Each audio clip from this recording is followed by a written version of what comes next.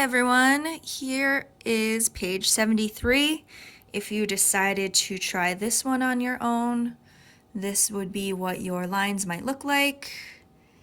These would be some potential coordinates. For part C, you might not have the exact same, but you might have something similar. These would have to be the coordinates for parts A and part F, and then explaining how you chose the coordinate. You went down 4 and over 4 from point G. If you chose to do page 74, here are the lines and what they might look like. As long as they're parallel to each other, that's fine. Again, you might have different coordinates for part F, but just making sure that those lines are parallel to each other on your coordinate plane. And if you chose to do page 75, here again are the 3 parallel lines.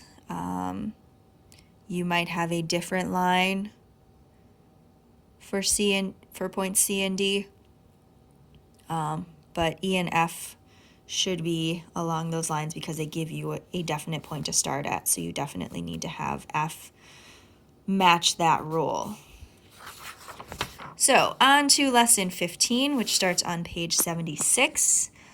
Basically what you need is anything that has a some sort of 90-degree angle. I just have this envelope, so I know that they make a perpendicular line because we're talking about 2 lines that make a 90-degree angle. So circle the pairs of segments that are perpendicular. So what you're going to do is you're going to move along here, and if they match up with the 90 degrees, which these do not, you would circle it, and if it doesn't, you're going to not circle it. So this one's close, but not 90 degrees. This one is 90, so I would circle it. I already know just from looking at that, that's not 90, it's too much. Some of these I'm gonna check with my envelope. Oh, it's perfect, so I'll circle that one. Look at this one. Again, yep, that one matches both sides. And then if I look at this last L-shaped one, it makes a 90 degree, so I would circle that, okay? We don't have a right triangle template, so just if you take your whatever you use for your 90 degrees and then just mark the corners. Remember, you can go at any angle, you can make the lines as long or as short as you want. It's a little hard for me trying to do it one-handed, but you get the idea that these have to be perpendicular to each other, and then the lines can go in any direction. Again, your spacing might be a little bit better than mine, because again, you'll have 2 hands, but those are all perpendicular lines. Over here, you're going to do the same idea. You're going to take your uh, 90-degree template and just kind of make perpendicular lines in any direction.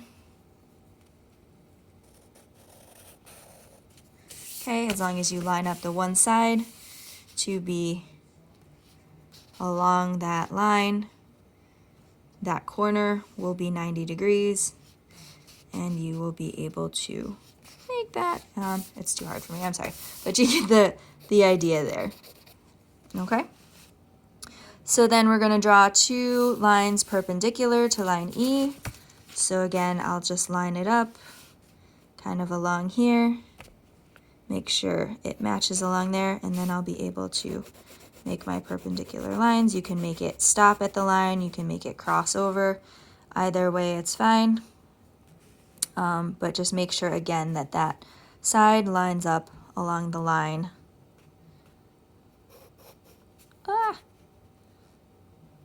Which mine did not. There we go. So that one tells me that this one's a little off. Okay. just want to make sure that they cross at 90 degrees. Okay, so you get the idea. Try number 1 for sure, and then along here, if you just show different perpendicular lines, you don't have to do all of them, but you get the idea. They have to make 90 degrees. So you can see why lesson 15 is so short. So over here at lesson 16, we're on page 80.